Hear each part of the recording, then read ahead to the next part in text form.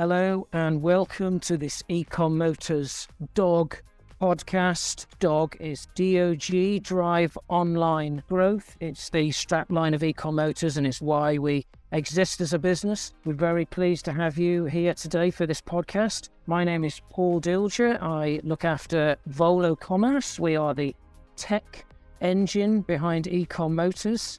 And I'm very pleased to be with you today. I'll be hosting this podcast and I'm joined by my redoubtable colleague, Mr. Andrew Rowson. Andrew, if you'd like to introduce yourself. Yeah, I need to look at what redoubtable means first. But anyway, yes, my name is Andrew Rowson. I am the power behind ecommotors. That's the people, the power to the people, as they say.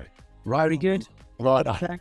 Right on, indeed. Your turn, yeah, AJ. You got to wait. Well, wait for Paul to introduce you, yeah? Don't get premature now. We are very lucky and delighted to have with us Mr. AJ Chowan of ARX Global with us today, an ecommotors customer.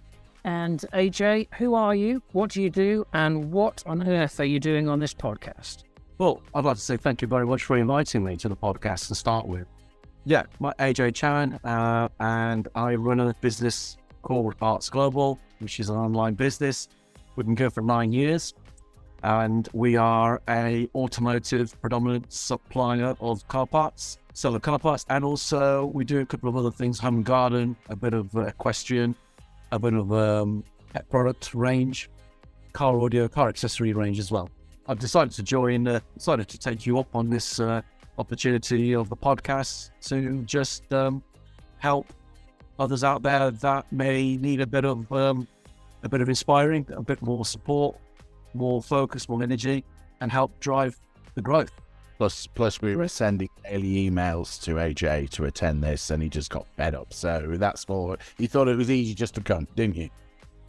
I graciously thought it was just a great idea, and fantastic. Thank you very much for the 150 quid of M&S vouchers, guys. You're very welcome, and obviously other supermarkets are available, but we're delighted to have you on board for this podcast. So I'm going to kick things off for the question for you, AJ, and that is, where do you see aftermarket e-commerce going in 2023 and beyond? With the sector that we're in, the bigger sector that we're in, which is automotive, I think there's going to be much better growth now that there's more of a longevity available to aftermarket car parts regarding the petrol and the diesel car part that's out there, with the EU looking to extend the sales of those vehicles, which has created an awful lot of upheaval. But I'd imagine that UK will follow suit at some stage, and also increase the time duration that there is given to diesel vehicles. So I see there's a great opportunity of growth. EV is starting to take a bit of a slice of that. Certainly nowhere near as much as what there is still out there regarding the car park of combustion engines, plus the issues that are currently around, been around for a long time, regarding manufacturing of brand new vehicles has hiked up the price of second-hand vehicles. People are keeping them, can't afford to change them, and again, getting cars repaired, which will help growth as well in the sector. All right, very good. Andrew, have you any comment or any additional flavour to add to AJ's landscaping there? Yeah, no, absolutely. I do agree at this point 100% that AJ says there. I think, through the COVID times, we've had a lack of supply, and now we're seeing some green shoots of those that going, chip supply, anything that's been shipped from the Far East. It's interesting you mentioned about EV. So I was, on Monday, I was visiting a fuel pump manufacturer. So they have all the fuel pumps in Volkswagen, Mercedes. So they're the powerhouse behind those vehicle manufacturers. And the last question I asked them, saying, are you not worried that your business will go because of EV? And they came back with two answers to me. One is, well, in certain markets, it is slower, so there will still need fuel pumps for that, but we're also pivoting where you need pumps for cooling, which EV needs to have that cooling element from a battery perspective, and they're already planning for their business, so they see it as an opportunity to have two streams of manufacturing, not just the one stream. So, we see that with, I think, Nissans. You've seen that as well, AJ, haven't you? Nissans are embracing the AV side, brand that you represent heavily in the UK. You've got a branded store on eBay, which we work with you on that. So it is really interesting. You've got to just embrace it, not hold on to what it was back in the 1920s. All right, very good. Thanks, Andrew. I mean, I think it's worth mentioning, of course, that the automotive industry would be a little bit behind some of the other retail categories when it comes to embracing e-commerce. But there are a number of resellers who are very successful out there. But AJ, perhaps I could go back to you to ask you, what are the challenges that you've experienced with regard to scaling aftermarket e-commerce? Automation is the biggest issue that we have, because you have to stay nimble with your overheads and your costs. And as you grow, you're going to have more cost involved into your business. But the way around that is to have a much better level of automation throughout the business, which means that it'll drive costs down, actually, and it'll increase your profit margins behind that. So from my point of view, the challenges that we've got is pretty much, we're focused on trying to get much better level of automation business, which will just help generally just over everything we do as a business. It will just downstream everything and allow us to have more time to focus on how to grow the business and keep building the success behind it. Thanks, AJ. And where would you advise organizations to start on that automation journey? Are there specific areas they should try and tackle first, or particular partners that they work with, or each individual seller has got their own challenges, and I think it's just down to identifying where you see the cost is heavy, that you feel that you can change and automate that service, whether it's, as an example to give to you, and this is more generally broadened, is that, where we used to import all of our purchase invoice, we don't do that anymore. We have a piece of software that automates all of that through PDF. So as long as the supplier can offer us a PDF of our invoices, automatically goes into this software.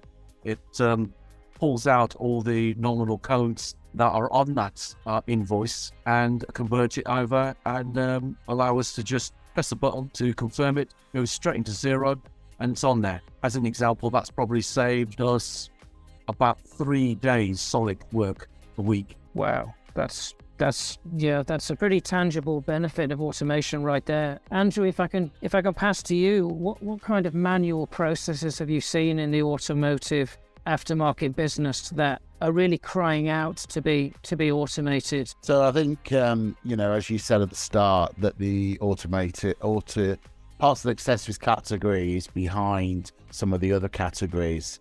And I think that is in a number of different ways, but the automation is one of that side. So, this is one of the things that we've really over at ecommotors thought about it both from the supplier side and also from the reseller side. And we've got some great news coming out where we're going to actually hopefully take some of that pain off the table, so we can fully automate the ordering and also the listing and the stock update. And as AJ explained, just one simple task of a PDF reader to pull into their purchasing system has saved time. This will hopefully save similar time as well. So, that's one thing that we're really excited to offer to sellers and brands and manufacturers. I think for it to work, it needs to be on a common platform. So let's say you take smart homes, for example. You've got 3 different systems out there at the moment that are commonly known. Google, you've got the Apple system, you've got Amazon Alexa as well, and they don't integrate with each other, and that causes pain. And it's the same with automotive parts seller.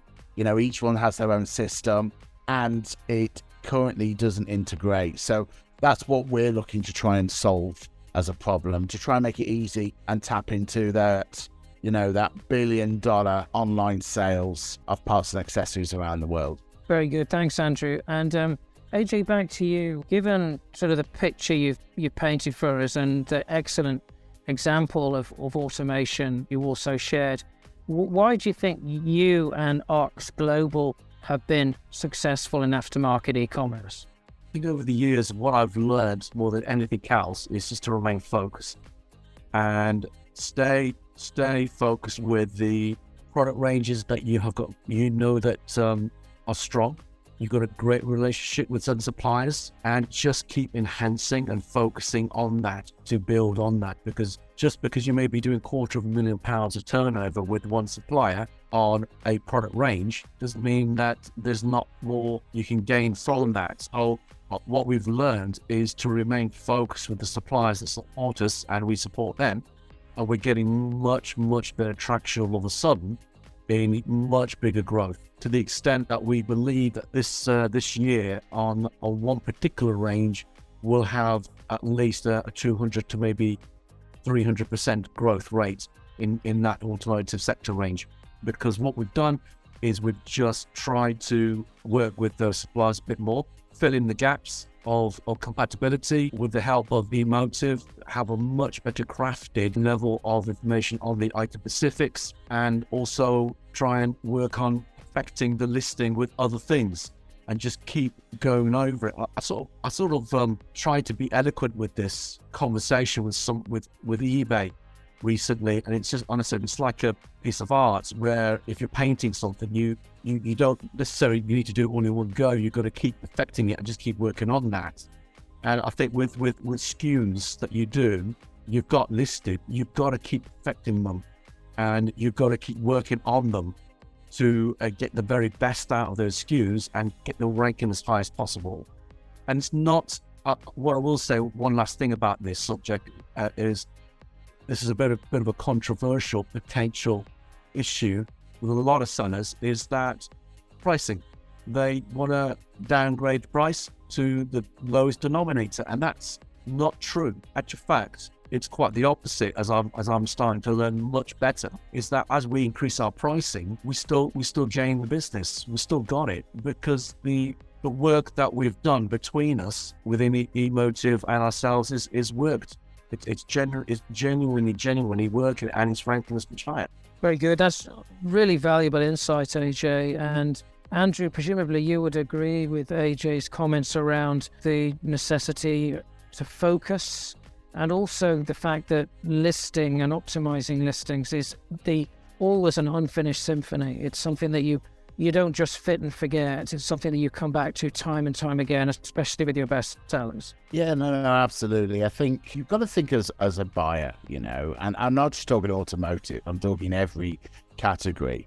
If you're buying something on Amazon, for example, you look for the star rating, don't you? You look to see the reputation of the seller. And I have to say, in my mind, I won't go for the cheapest item. I'll go for the item that I know is going to have the quality, because I put a value on my time when I get the item. I don't want to be messing around with returns or messing around because it won't fit correctly. And the same with the automotive, you've got to optimize your data to get you up to the top of the pile. And then it isn't about price. You can't be double the price of the market, but you can be, if your quality's there, both of listing with optimization, but also your quality as a seller, your reputation as a seller, you're still going to get the sale there. It's all about putting it in front of you and it being within the top 3 listings. Because as people, we are lazy. We won't go into the 2nd, 3rd, 4th page unless we really want to drill down into something very specific, and we don't get that on the first page.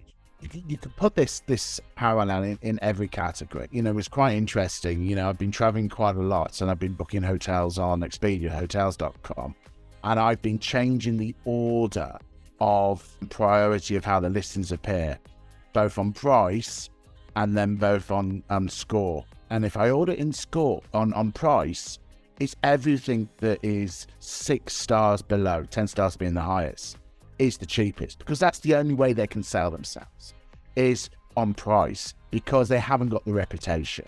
The good quality ones can price themselves higher because they've got that star rating and they're leading on their reputation. And that's in every category, whether you're selling consumer electronics or automotive. It's important you've got that quality side, and your price isn't as important to be the cheapest on the market.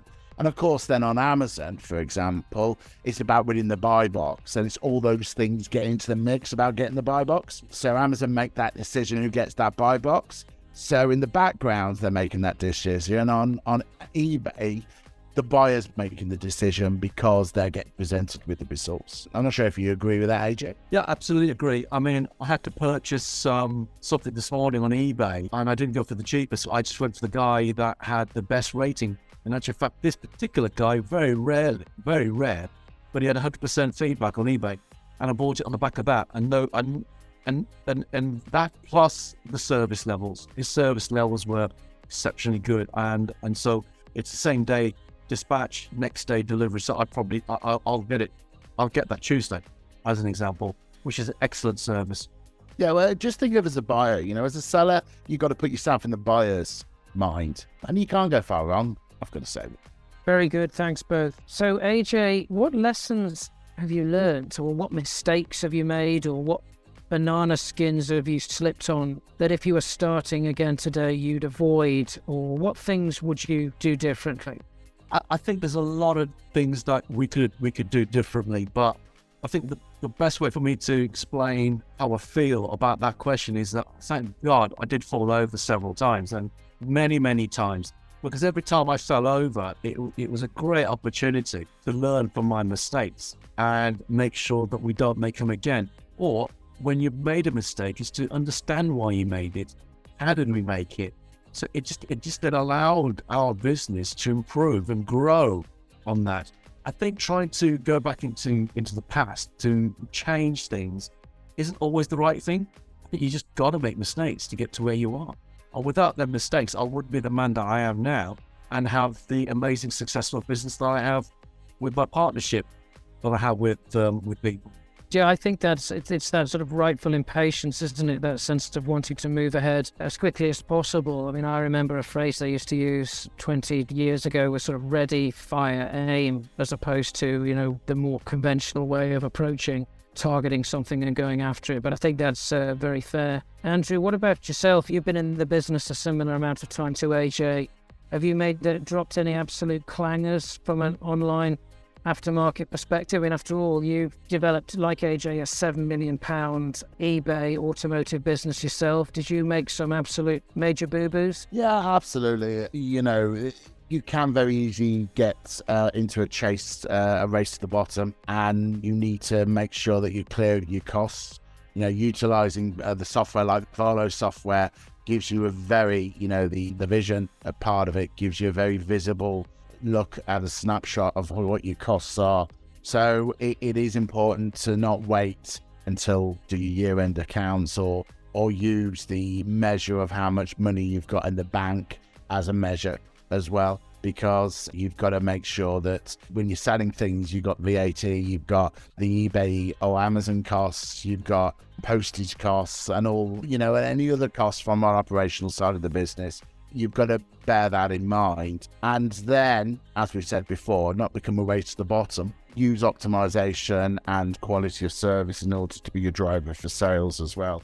But the other thing is, and I think AJ, probably you'll back this up because you've been doing this a similar time as I have, is that the mistakes you would make probably 10 years ago, different world today, and they may not be as applicable in today's world, or there are fail-safes there to stop you making those mistakes, if that makes sense. I remember when I was listing once, and I got a 20,000 bill from eBay because somebody pre-filled the subtitle field by mismatching a spreadsheet, about 15 years ago, and luckily eBay works with you and they can understand it's a mistake and they credited that.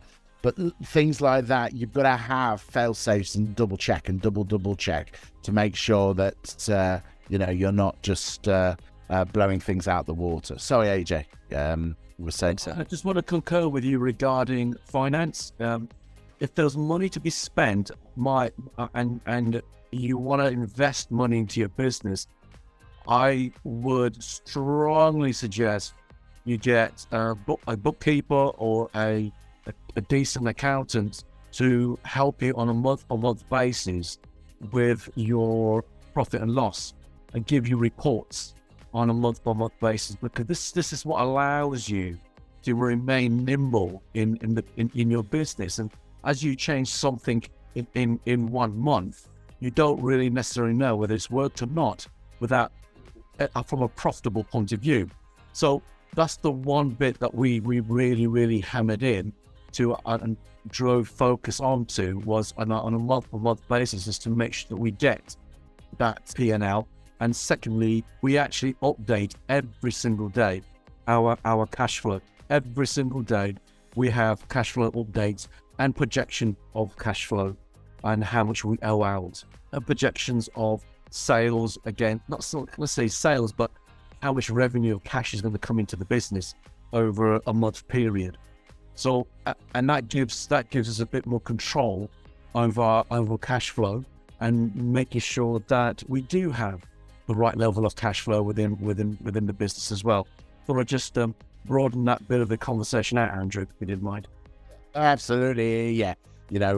Cash is king, and if you haven't got liquidity to operate, then it's game over. So you just need to make sure that you've got a handle of that. But building that foundation, having great listings, and then making sure that you're keeping an eye.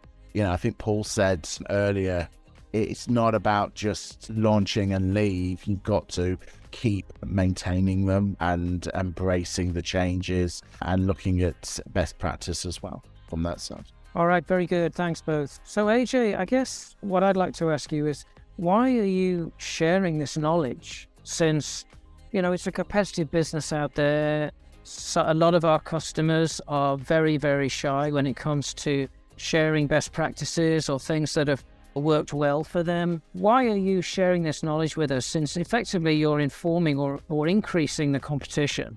Over the years, I've been involved in different things, and one of the things that I was involved with was a mastermind group, and we shared knowledge between us on that mastermind group. And the consequence of being involved was that our business thrived and grew because people support you. You learn from other people's experience of what they know and their knowledge base. And by sharing that together, it became very enriching for everybody that was in that group. And I learned many, many years ago, the more you share with the right individuals that want that help and that support, then it becomes fruitful for that individual and it helps them to grow. So from my point of view, why not? The more you share and the more you give back to the community of our industry, the better it is for everybody. That's good to hear. There's sort of the idea of paying it forward. It's almost like it's karma, really, I think, in terms of, the good stuff that you put out there will ultimately come back to you. It's not just that, Paul. It's more of a case that, there's a lot of knowledge there, being in the sector for such a long time, and you do pick up a lot of different thoughts and different ideas that you picked up over the years. So it's wasted if you are not sharing it. It's a shame you're not sharing it, to be fair. And I think the more you do that, it becomes more enriching. And in return, people share back with you. Indeed. Andrew, any comment your side? Yeah, no. I totally agree with AJ. But there is also another element to this, is that you've also got to have the drive and the enthusiasm to implement it as well. So, either whether you're reading best practice in a blog or you're reading the how-to guides on the back end of eBay or Amazon or the marketplace, the information is there, but you also need to have the aptitude and sometimes bring in partners to actually deliver that as well. One of the reasons we work with AJ is because, he's great at sourcing and having supplier relationships there, and he's got the infrastructure in respects of pick, pack and dispatch and that side. Volo's great in respects of the automation piece and allows him to change. If he gets one price change from a supplier, he could update that within half an hour. If it's a percentage change, not just an individual change. You could update that within 1 minute by just clicking a few buttons on Volo.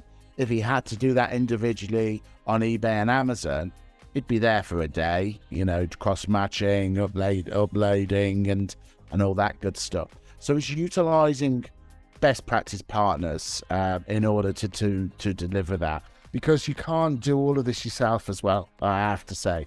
We didn't build our business by doing it ourselves, whether that's bringing in team members to help you with the pick, pack and dispatch, or, I know AJ has a right-hand man that he relies on really heavily in the business, and, he's built the business with him together, but he realizes he can't do it all himself. So that's where he does that. So, you've got to open up like that to be successsous.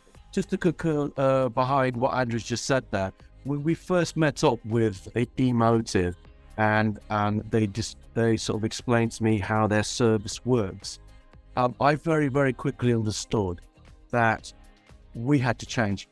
That if we were going to take on their services, we had to quickly change, because part of the program that we have been running for such a long time with Emotive was that, and the success behind it is that we have regular weekly meetings of what each of us are up to and doing, and an action plan then is put together.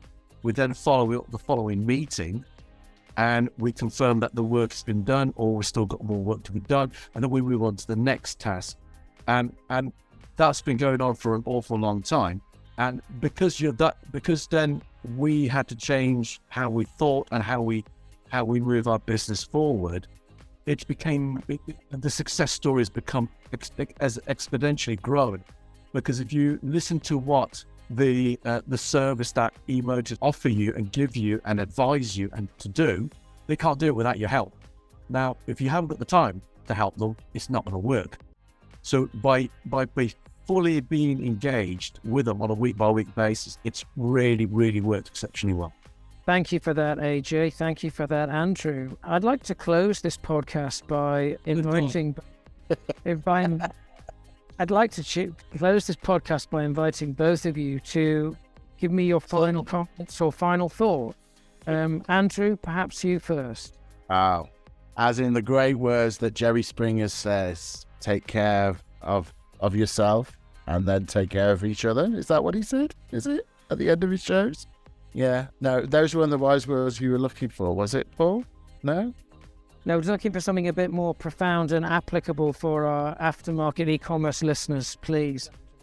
Yeah, I think, AJ's a great partner to work with, and we treat this as a partnership. Yes, it's a client-supplier relationship, but actually, for it to work, it's got to be deeper than that, and it's got to be a partnership, and you've got to work together. And I'm glad, AJ's just said with regards to him having to make some slight changes in respects of how he operates in order to embrace the bigger picture and work with us. And we try and minimize that as much as possible. But, it is just as if you brought a new employee, if, you would have to change a little bit in respects of how you do things for you actually to advance. So I think the key word here is change, whether that's change in the marketplaces and you've got to embrace that, change in respects of how your suppliers work and automating things, or changes as a partner working together, just like we do with AJ. I think the word of the day is change, isn't it? Thanks, Andrew. AJ, how about you? Exactly the same. Andrew exactly put it perfectly. Embrace change. See what's going on around you. Step outside of your own comfort zone of your business and have a better look from the outside in of your own business, and look at the change that's going on around you. And if some of that looks like it concurs with you, embrace it. Change. Create a very positive level of disruption. Positive disruption will only help grow your business. Very good, thank you. I'd like to thank AJ Chowan of ARX Global for taking some time out today as our guest speaker on this podcast and a very valued customer for putting time aside and sharing what's worked for him and where he feels the aftermarket e-commerce world is heading. AJ, I wonder if we can close, since this is the D.O.G Drive Online Growth, the D.O.G Podcast, could we close by asking you to say, scale up your aftermarket e-commerce, D.O.G? So you want me to say the words scale up, D.O.G? Scale up your aftermarket e-commerce, D.O.G. Can you say that? Scale up your aftermarket e-commerce, D.O.G. Very, very good indeed. Thank you very much, AJ Chowan of ARX Global. And thank you too to Andrew Rowson, my partner in crime on the ecommotors D.O.G podcasts. Please thank you, Andrew, for the D.O.G background.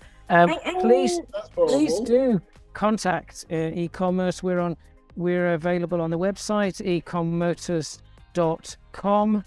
You can contact us on social media. We're on LinkedIn, we're on Facebook, we're on Twitter, we're on Instagram. There's a free health check that we will give you. If you go on to the homepage, you'll see it right at the top there, and you can register to get a free health check into your aftermarket e-commerce business. And finally, please do catch us in person. We are at Automechanica Birmingham at the NEC from June the 6th through to June the 8th with some very exciting news about connecting the aftermarket e-commerce that we'll be sharing with all of our visitors to the stand. And we're at stand S for Sugar 102. We really look forward to seeing you there, and we really look forward to any other meetings and calls you'd like to have with us. Thank you for your attention. Thanks again to Andrew Rowson, and thank you too to AJ Chowan of ARX Global. No dogs were harmed during this podcast. Thank you.